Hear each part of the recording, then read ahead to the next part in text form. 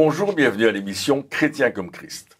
Le thème de notre émission aujourd'hui est Vision glorieuse. Alors Christine, tu as un texte à nous lire dans le prophète Ésaïe. Oui. Et lui, il a une vision glorieuse. Absolument. C'est au chapitre 6, c'est un texte que beaucoup connaissent. Et il nous dit ceci.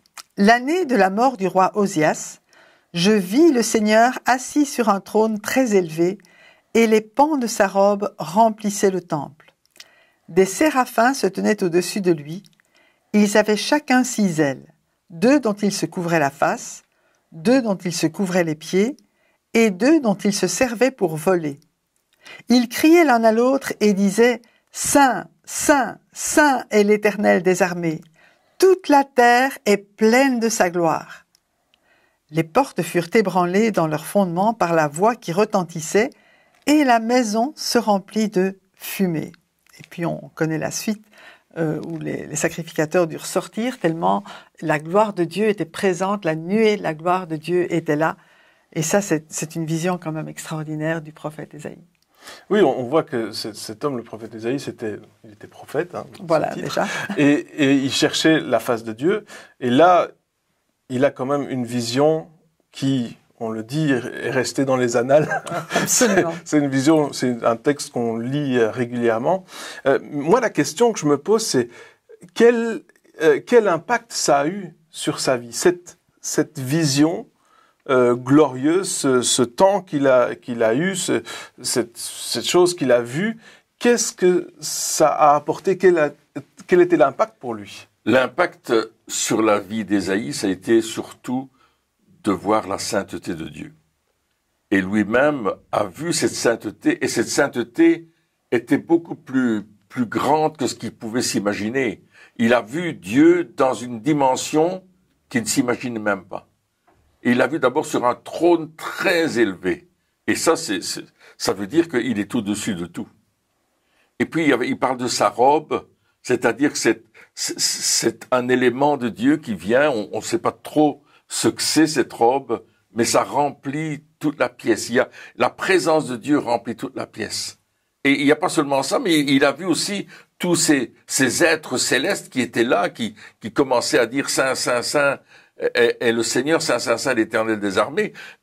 Et lui, il a dit, waouh, je suis petit à côté de la grandeur de Dieu. Et il a remarqué sa petitesse et la grandeur de Dieu, l'immensité de Dieu. C'est une vision où la présence glorieuse de Dieu va nous faire découvrir une vérité au sujet de Dieu. Et c'est ce qu'il a découvert. Et aussi une vérité au sujet de lui-même. Comme tu disais, il a réalisé sa petitesse. Et je me suis laissé dire que les premiers chapitres d'Ésaïe étaient plutôt des chapitres de jugement. Mais à partir de là, on verra dans la suite du texte qu'il va dire « Mais malheur à moi, je suis perdu, car je suis un homme dont les lèvres sont impures, et j'habite au milieu d'un peuple dont les lèvres sont impures. » Ça veut dire qu'il s'associe maintenant au peuple envers qui il va devoir continuer à prophétiser, en réalisant qu'il n'est pas mieux, il n'est pas meilleur que les autres, mais que la puissance, la grâce de Dieu, la sainteté de Dieu lui font faveur. Et c'est à cause de ça qu'il peut parler. Mais son attitude de cœur va changer aussi au niveau de la prophétie. Donc ça veut dire que pendant tout un temps, tu parlais du jugement, ça veut dire qu'il était un petit peu comme supérieur, et je pensais peut-être un peu supérieur aux autres. Et puis quand il arrive dans la vraie sainteté de Dieu, hein, parce que les anges, c'est ça qu'ils crient, Saint, Saint, Saint. Donc il arrive dans cette vraie sainteté de Dieu où là il réalise, ah non mais finalement je suis nulle part, pour qui je me prends, et là il va dire malheur à moi, etc. Et puis la grâce de Dieu va être manifestée à ce moment-là. Mais c'est vrai que lorsque on considère la sainteté de Dieu, lorsqu'on réalise la sainteté de Dieu, en tout cas une partie, parce que je pense que la réaliser complètement, on y arrivera peut-être quand on sera au ciel avec lui, mais en attendant. Mais plus on réalise la sainteté de Dieu, moins on a du mal, on peut juger les autres parce qu'on se dit, ben non, je suis pas meilleur que qui que ce soit. Et donc ça aussi, ça a changé cet aspect-là de sa vie. C'est quelque chose qui l'a touché. Mais en même temps, je me dis aussi, quand on parle de prophétique, parce qu'on est en train de parler des clés pour la prophétie, quand on parle de prophétique, souvent on a évidemment le mot prophétie qui parle de prédire l'avenir, de dire ce qui va se passer, et on n'imagine pas forcément cette relation, cette intimité, ce temps de recherche de la face de Dieu. On se dit, ah mais prophétie, ça veut dire je vais annoncer les choses qui vont se passer. Mais Ésaïe, bien qu'il était un des plus grands prophètes quand même, avait ce besoin de chercher la face de Dieu, avait ce besoin d'intimité, on en reviendra toujours, Exactement. Mais avait ce besoin de découvrir qui est Dieu. Et c'est cette découverte de qui est Dieu qui a pu faire qu'il a commencé à déclarer les choses que Dieu déclare. Oui. Et souvent, on cherche, si je veux simplifier, on cherche la parole, mais pas celui qui donne la parole. Mm-hmm. On cherche à pouvoir dire des choses qui viennent de Dieu, mais sans vouloir le connaître davantage. Et je pense que aussi ici, dans cette vision d'Ésaïe, c'est ça qu'on peut voir. Parce que si c'est dans la Bible, si c'est dans le livre d'Ésaïe, c'est parce que on a besoin de comprendre quelque chose, d'apprendre quelque chose avec ce texte. Ouais. Ouais. Et on voit qu'Ésaïe cherche à rencontrer Dieu. Il a un besoin de connaître plus Dieu. C'était un homme de la parole, un homme de la loi. Il connaissait tous les principes bibliques de son époque, mais il se rend compte qu'il y a un plus. Et aujourd'hui, on doit se rendre compte qu'il y a beaucoup plus que simplement appliquer des principes bibliques. À un certain moment, on doit avoir une relation d'intimité, et tu viens juste de le dire, avec Dieu, mais aussi une vision céleste. Et on voit que non seulement Ésaïe, mais on verra aussi que Michée et d'autres prophètes, Daniel, etc., vont avoir une vision céleste de Dieu sur le trône.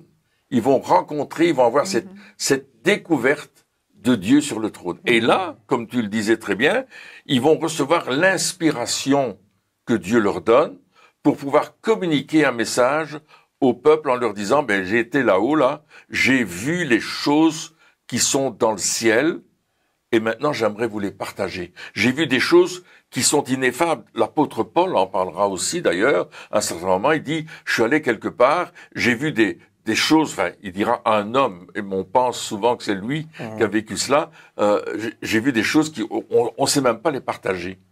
Parce que, quand on rentre dans le domaine, je vais appeler ça le troisième ciel, il se passe quelque chose qui n'est pas sur la terre naturellement, mais qui est hautement spirituel de la présence de Dieu. Oui. Mais ce qu'on voit aussi dans cette vision, c'est que Dieu qui est tellement haut, comme tu dis, dans le troisième ciel, dans la vision et dans la vie aussi, n'hésite pas à venir remplir le temple qui est sur la terre. Et si Dieu qui est si saint, qui est si haut, il vient, je dirais, à notre portée quelque part, il vient se révéler à nous ici-bas, c'est que aussi en tant que prophète ou bien que parlant des prophéties, eh bien, on parle avec la mentalité de Dieu. Je crois que c'est ça qu'il faut rechercher. Quand on découvre Dieu, c'est chercher son cœur, c'est chercher sa mentalité, pas seulement quelque chose à annoncer, comme tu le disais, mais avec le cœur de Dieu. Et ça va peut-être tout changer aussi dans la façon d'apporter quelque chose, de savoir que Dieu qui est si grand, il vient à notre niveau pour nous conduire, pour nous montrer non seulement ce qui va se passer, mais surtout quand il donne des prophéties, c'est pour dire écoutez, arrêtez de faire ce que vous faites parce que voilà ce qui va se passer si vous continuez. C'est aussi pour donner des instructions sur la vie de tous les jours. Mais pour cela, il faut savoir combien Dieu prend soin et est intéressé par qui nous sommes, par qui chacun est. Et c'est pour ça aussi qu'il envoie sa parole à travers les prophètes. Oui, donc quelque part, ça a changé sa vision des choses, mais on peut appeler ça sa vision céleste des choses. Parce que souvent aussi, on peut être tellement terre à terre, on peut être tellement dans le physique que on se dit que Dieu doit se mettre à notre niveau quelque part. C'est-à-dire que Dieu, il faut qu'il arrange les choses dans notre sphère de compréhension, dans ce que nous, on peut imaginer. On doit pouvoir voir les solutions. Donc, c'est nos solutions. Et Dieu, quelque part, doit se mettre à notre portée pour répondre à nos problèmes avec les solutions que nous, on lui apporte quelque part, ou que nous, on peut imaginer. Ouais. C'est un petit peu ça, si on reste dans ce domaine terre à terre. Mais ici, on voit que Ésaïe, ce qu'il a découvert, c'était que finalement, son petit bocal, là, de son terre à terre, son terrarium, il était bien trop petit. Et là, tout d'un coup, il a vu qu'il y avait autre chose. Comme tu disais, il y a bien plus que ça.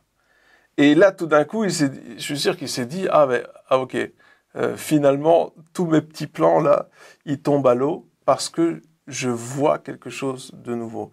Et c'est ça aussi c'est aussi dans cette dimension-là que Dieu veut nous amener, amener son peuple. Pas, alors avant c'était uniquement les prophètes qui avaient ce genre de choses, mais aujourd'hui, on en a déjà discuté, mais il faut que tous on puisse prophétiser. Oui, donc c'est ouvert à chacun. Et Dieu veut nous amener dans cette recherche des visions célestes, de visions glorieuses, où quelque part on laisse de côté nos solutions terrestres pour chercher les solutions divines, parce qu'elles sont tellement au-delà de ce qu'on peut imaginer et espérer. C'est réaliser que la provision de Dieu n'a rien à voir avec nos provisions ou nos solutions. Ça, c'est vraiment extraordinaire aussi.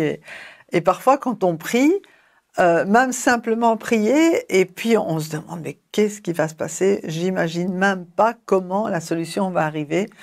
Et puis voilà, la solution arrive et tu dis waouh, c'est trop fort quand même. Oui, il y a aussi ces prières où on dit à Dieu ce qu'il doit faire. Ouais, c'est ça. Parfois, on le fait nous-mêmes. Avec nos moyens. D'une façon instinctive, on dit à Dieu, il faudrait que tu sauves celui-là, il faudrait que tu agisses comme ça, il faudrait que ça.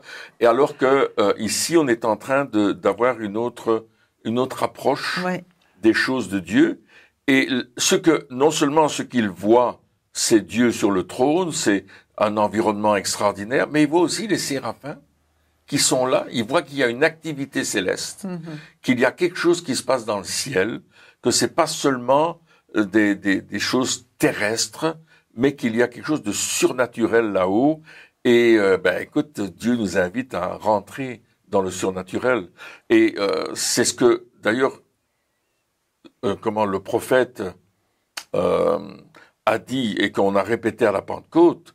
Vos jeunes gens auront des songes, des visions, etc. C'est-à-dire que vos vieillards auront des songes, je pense, et vos jeunes gens des visions. Et je pense que et ils prophétiseront. Alléluia. Donc ça veut dire que on va prophétiser ce qu'on voit. On prophétise ce que Dieu nous dit. On prophétise ce qu'on voit. On prophétise la pensée de Dieu. Et pas notre pensée, pas notre imagination, pas ce que nous on a décidé de manifester, mais ce que Dieu met dans notre cœur. Et c'est pour ça que Ésaïe est appelé un prophète, parce qu'il va parler de la part de Dieu, mais il va aller chercher dans les lieux célestes ce que Dieu veut dire sur la terre. Oui, c'est ça, il parle de la part de Dieu. Je suis sûr que lorsque il a commencé à avoir cette vision, je me dis, tiens, il va aller à la rencontre de Dieu. Et puis, je suis sûr, peut-être, il se disait, je vais aller dire 2-3 mots à Dieu, parce que là, pour l'instant, sur la terre, c'est pas comme ça que ça doit se passer. On va discuter ensemble, on va trouver une solution. Et puis, il arrive là, dans la présence de Dieu, il voit les séraphins, il voit l'activité céleste, et puis, tout son discours s'évanouit, et passe un autre discours, celui de la repentance. Ouais. Pas la repentance juste pour les autres en disant Seigneur pardonne-leur parce que eux ils sont tellement mauvais, mais la repentance pour lui-même. Et c'est ça aussi que lorsque on cherche la présence de Dieu, lorsqu'on cherche la face de Dieu, souvent on va arriver à ce moment de repentance. Parce que souvent on se dit non mais moi je suis bien. D'ailleurs quand on pose la question à n'importe qui, il va dire ah non mais moi je vais aller au ciel parce que je suis quelqu'un de bien, je fais des bonnes choses, mais quand on arrive dans la présence de Dieu, notre vision des choses change. Et c'est là que après, parce que notre vision des choses a changé, alors on peut parler de la part de Dieu. Ouais. Mais tant que notre vision ne change pas, les paroles qui vont sortir de notre bouche seront bien souvent des paroles de jugement, seront bien souvent des paroles de condamnation, seront bien souvent des choses où on va dire, c'est les autres le problème. Ouais, les paroles charnelles. Les paroles charnelles qui seront, comment dire, guidées par la Bible. Hein. Ce seront des paroles qui seront, la vérité c'est charnel, mais on va trouver les versets qui vont appuyer dessus, ces paroles. Parce qu'il y aura toujours des passages, mais ce ne sera pas le cœur de Dieu qu'on va déverser. Ce sera nous, avec un arrière-plan biblique un petit peu tordu, qu'on va délivrer. Jusqu'au moment où on va... Et c'est pour ça que c'est tellement important de chercher la face de Dieu. Oui. C'est pour ça que c'est tellement important d'aller dans sa présence. C'est pour ça que c'est tellement important de laisser Dieu changer notre mentalité pour que, au lieu d'apporter des paroles bibliques, mais avec notre manière de voir à nous, toujours apporter ces mêmes paroles bibliques, mais avec la pensée de Dieu. C'est ça. Et ça change tout. Ça change tout quand on réalise que nous aussi, on est concernés. Ouais.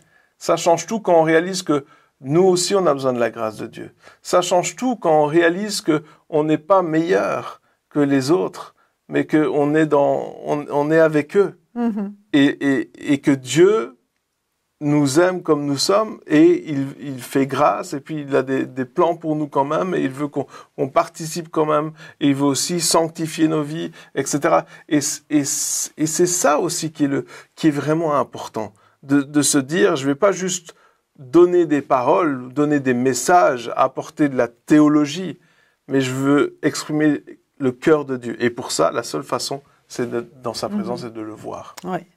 Et j'aime bien dans ce que tu dis, en fait, c'est que quand on est charnel, on se compare aux autres.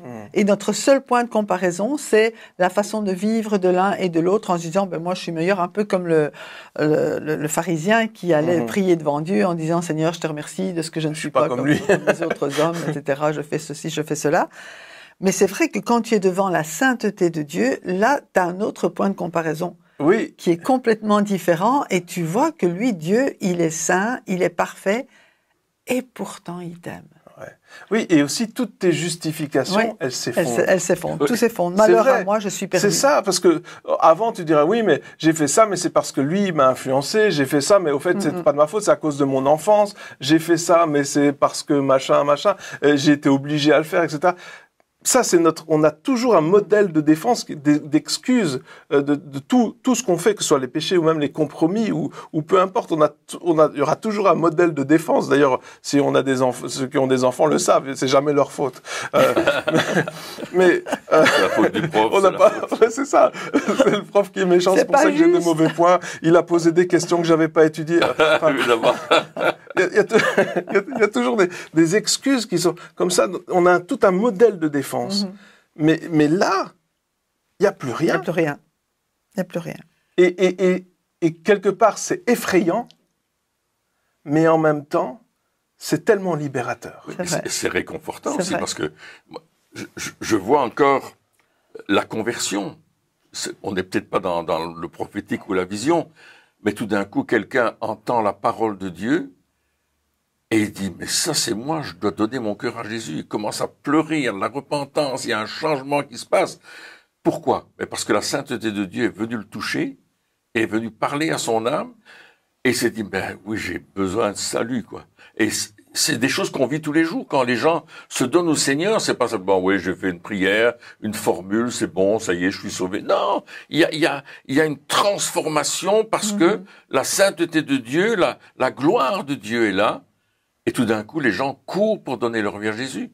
Je me souviendrai, c'était en Roumanie, les gens couraient devant pour donner leur vie à Jésus. On se disait, mais est-ce que j'ai fait le bon appel? Est-ce que, je sais pas, est-ce que mon traducteur a bien traduit? Je lui ai dit, est-ce qu'il a bien traduit ce que j'ai dit? Il me dit, oui, c'est ça. Je dis, mais les gens, ils courent. En Europe, tu fais 5 fois l'appel et t'as une personne qui lève la main et qui s'avance. Mais là, tout le monde courait, voulait recevoir Jésus. C'était, waouh. Monter sur l'estrade. C'était monter sur l'estrade, oui. Et tu vois, il y a aussi le texte ici de Michée, dans 1 Roi 22, 19. Michée ajouta, eh bien, écoute donc la parole de l'Éternel. Et là, il va dire la parole de l'Éternel, mais il a une vision aussi. J'ai vu l'Éternel assis sur son trône et tous les corps célestes debout près de lui, à sa droite et à sa gauche. Il a une vision extraordinaire du ciel lui aussi. Et il la donne, il est en train de la porter, il dit, j'ai vu Dieu sur son trône, il est sur son trône, c'est-à-dire qu'il a tout en contrôle, c'est lui qui va nous conduire, c'est lui qui va nous faire goûter à sa gloire, c'est lui qui va nous faire rentrer dans la dimension de son amour, de sa sainteté, mais de sa pureté aussi. Parce que c'est ça que Dieu veut nous donner. Oui, donc peut-être aussi, alors que tu parlais, je me dis, mais peut-être le fait d'avoir des visions célestes, peut-être de voir ces choses-là, de faire de ce genre d'expérience. Alors, il y a différents niveaux d'expérience. Hein. Ésaïe, ce genre de choses, il l'a pas vécu. Une fois, c'était bien. C'est déjà pas mal. Mais je veux dire, ça conforte aussi le fait qu'on reçoit quelque chose de la part de Dieu. Oui. Lorsque on vit quelque chose de très fort, on a une vision très forte, il y a aucun doute possible sur la provenance du message. Ouais, tout à fait. Moi, je me souviens qu'il y a quelque temps, j'étais dans un demi-sommeil et puis tout d'un coup, j'ai une vision. J'entends les anges qui chantent, je les vois qui bougent autour du trône de Dieu, etc. Et c'était tellement fort, j'entendais la mélodie, j'entendais les paroles, et quand je me suis réveillé parce que j'étais pas vraiment endormi, mais enfin c'était un peu bizarre, mais quand je me suis totalement réveillé, la présence de Dieu était tellement forte que j'avais aucun doute sur ce que je venais de voir. Et la mélodie, etc., je suis vite descendu, j'ai enregistré ce que j'avais entendu pour pouvoir la refaire après. Mais c'est quand on a ce genre d'expérience, ce genre de vision, ça réconforte aussi ça confirme le fait que ce qu'on reçoit vient de Dieu. Oui. Et si un jour quelqu'un vient me dire, ah oui, mais tu sais, ce chant-là, je suis pas sûr il y aura pas de doute possible chez moi. Je sais que ça, c'est un chant que j'ai entendu et que j'entends encore, que je l'ai vécu, j'étais là, et j'ai copié. Oui, j'ai fait du plagiat céleste. Tu vas payer les royalties là-haut. Les royalties sociales. Mais c'est ça aussi qui est tellement important ici, dans le fait que ces visions sont là aussi pour nous réconforter et nous dire, tu vois ce que tu reçois là, cette parole-là, elle est vraiment de Dieu. Ça paraît peut-être un peu bizarre, mais c'est vraiment de Dieu. Et ça nous réconforte là-dedans. Alors bien sûr, il faut soumettre les paroles aux autorités, etc. Il y a tout ce processus qui est là, mais... Oui, mais c'est ça, les paroles aux autorités, c'est aux autres prophètes qui ont le même Dieu, qui ont le même Seigneur, qui n'ont peut-être pas vu la même chose, mais qui peuvent authentifier par rapport à qui est Dieu et à ce que chacun connaît de Dieu. Et a comme révélation. Moi, ce que je dirais, lisez la Bible avec ce point de vue-là, de voir les révélations. Et regardez une autre révélation, Daniel, chapitre 7, verset 9. Pendant que je regardais, qu'est-ce qu'il est en train de regarder ? Il est en train de regarder dans le ciel. On a placé des trônes et l'Ancien des jours s'est assis. Son vêtement était aussi blanc que la neige et les cheveux de sa tête pareils à de la laine pure. Son trône était de flammes et ses roues étaient un feu dévorant. Il est en train d'avoir une vision de Dieu. Il est dans le ciel et il assiste à une scène et il décrit ce qu'il voit. Je ne sais pas s'il le comprend, mais il le décrit. Pendant que je regardais. Alors moi je crois que c'est une invitation à dire, Seigneur, moi j'aimerais bien regarder. J'aimerais bien aller voir ce qui se passe. J'aimerais bien que tu soulèves le voile pour que je puisse au moins voir un peu les choses célestes. Oui, toutes ces histoires ne sont pas que des faits historiques. Non. C'est comme tu dis, une invitation. C'est le fait de dire, parce qu'à un certain moment on peut se dire, ah mais moi je suis content avec ma vie chrétienne comme elle est pour l'instant, c'est cool. Mais on peut pas l'être en voyant ces histoires-là. On peut pas être satisfait en voyant ce que ces hommes, ces femmes, ces personnages bibliques, ces héros de la foi ont vécu. On peut pas dire, ah, mais je vais me contenter de ce que je vis pour l'instant. On doit se dire, je vais chercher ça. Hein, comme tu dis, pendant que je regardais, ça veut dire que il est il y a ce mot intentionnel. Il le fait exprès. Il recherche. C'est pas juste il attend que ça lui tombe dessus. Regarde. Si un jour j'ai une vision, tant mieux. Si pas, tant pis. Non, c'est je cherche. Et on le voit, et la Bible nous en parle, cherchez les choses d'en haut, recherchez les choses d'en haut, affectionnez-vous, allez-y, recherchez ces choses-là. C'est un ordre de dire, vas-y, cherche, parce que quand tu vas chercher, tu vas trouver. Et attends-toi surtout à être transformé quand tu vas voir ces choses. Parce que comme on l'a vu pour Ésaïe, il a été transformé dans tout son être intérieur. Je crois que c'est important de chercher, mais c'est important de chercher en s'attendant à cette transformation qui va nous mettre au diapason avec Dieu pour être ce qu'il veut qu'on soit et pour faire ce qu'il veut c'est vrai, et c'est pour ça qu'il y a une différence entre une vision, une expérience dans le ciel et aller voir un film au cinéma. Aller voir mais non, mais c'est vrai, des fois on écoute un message, une prédication ou un truc comme si on allait voir un film au cinéma. C'est-à-dire que on va, ça nous fait du bien, ça nous fait rire, ça nous émeut un peu, une petite larme, et puis après ça change rien à notre vie. Mais une vision, une expérience avec Dieu, ça doit pas être comme un film au cinéma. Ça doit être comme quelque chose, un changement, un point qui tourne, qui change notre vie, un moment où on peut dire, là, j'ai vécu ça avec Dieu, et depuis ce moment-là, depuis que j'ai eu cette vision, mes décisions, elles ont changé. Depuis que j'ai eu cette vision, mais pas que j'ai fait des efforts pour le faire. Mais comme tu dis, j'étais ouvert à ce que Dieu pouvait faire dans ma vie à ce moment-là. J'étais ouvert à l'action du Saint-Esprit. J'étais ouvert au changement, prêt à ce que Dieu montre, mette le doigt sur des choses qui me dérangent, parce que c'est ce qu'il fait. Et c'est ce qu'il a fait avec Ésaïe. Absolument. Et Ésaïe, il n'a pas essayé de se défendre, comme on l'a dit, il a juste accepté que Dieu mette le doigt. Pourquoi? Parce que Dieu veut notre bien. Et Amen. Quand il met le doigt sur quelque chose dans notre vie, lors de ces visions glorieuses, c'est parce qu'il veut changer et transformer notre vie. Et c'est ça qu'il fait aujourd'hui et maintenant, alors que nous cherchons sa face. Amen. Dieu nous change pour toujours. Amen. Eh bien, chers amis, merci encore de nous avoir suivis pour cette émission. Et puis, on se retrouve très bientôt pour la suite. Au revoir.